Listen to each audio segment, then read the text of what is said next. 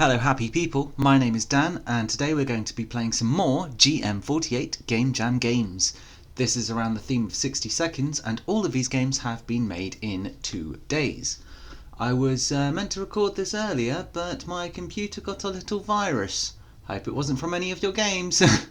I'm kidding, it was I don't know where I got it from, scary stuff. But we're back on it now, so let's see what we've got.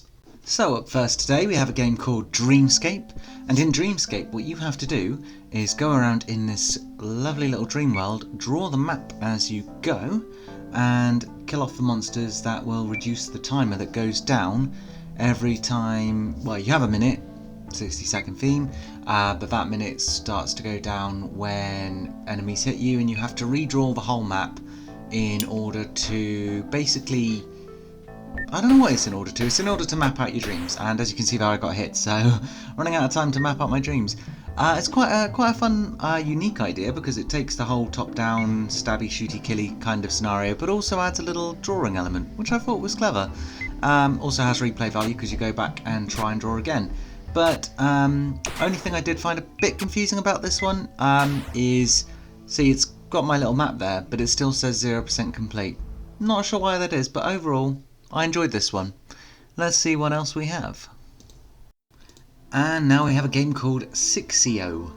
And in 6CO, you are solving what I thought first was a bit of a lights out kind of puzzle, but I realised those symbols surrounding the map you have to match, so effectively you have to have 2 open squares on that side, and then on the right hand side you need 1 open followed by 1 closed.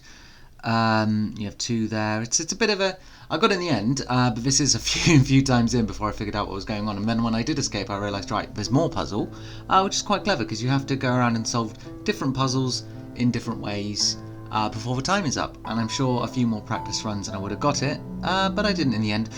But it's a fun one. I like the 1-bit style. It's interesting because 1-bit, you don't see it too often these days, but it's a unique art style, and I was trying to figure out how to get to that thing. I didn't. I didn't figure out how to do it, but I did see this one. This one I quite like, the sort of slidey puzzle. Reminds me of Pokemon Red or Blue, you know, when you get in that slidey gym. I hope some people know what I'm talking about with that, because it was a good puzzle, and this is a lot like it. Overall, yeah, it could do a bit more expansion, a few more puzzles, definitely a bit more hint about what was going on, because it took a little while to understand what was going on, especially I find with 1-bit graphics that's quite hard to understand. But again, overall, it's a good concept, and I enjoyed it.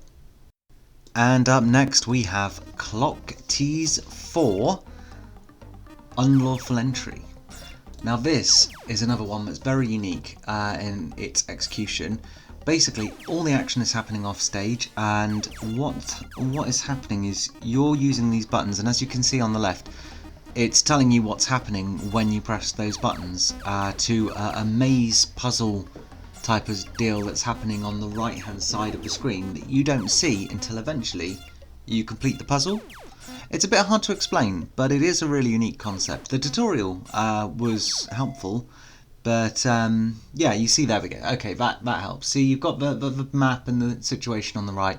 What you're doing is releasing a ball into the goal, and then if it's done right, by rotating the walls, by pressing the right combinations, then one of those lights up, and you have to get both of them lit up, or as the levels progress, more and more of them lit up, and your only indication of what's going on, apart from the little sounds, is the text coming up on the left.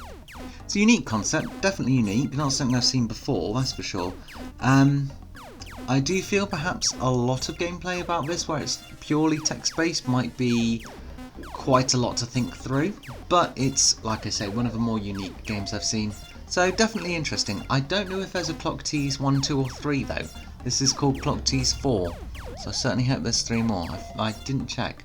Overall though, as I've said, very unique. Interesting style, and again, I liked it.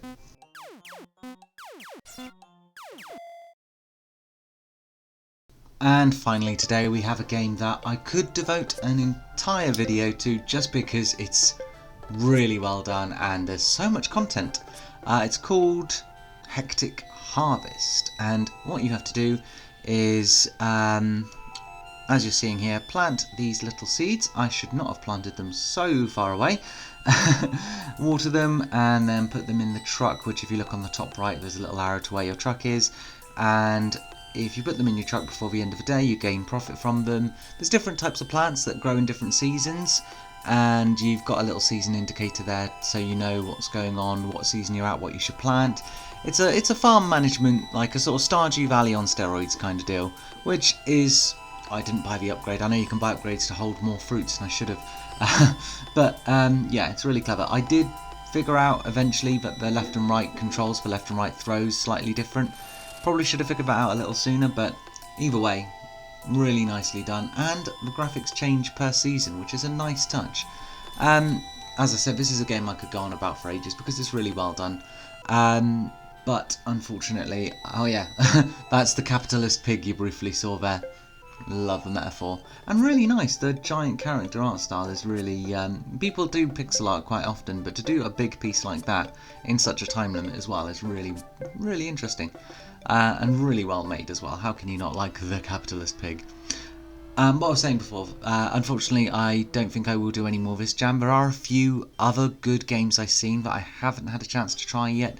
Like someone's actually made their own programming system development engine, and people are making games within something that was made in a game engine in 2 days. It's very meta, but it's really well done, and there's a few other games on there as well that look interesting and look like, you know, good entries too. But the results are out tomorrow, so I think I have definitely had more than my fair share of these ones, and I look forward to doing the next game jam with you guys. If you are listening and you have also participated in this jam, if you've just enjoyed watching, that's good. I may do more on the next jam, and until then, have fun, and I shall see you next time.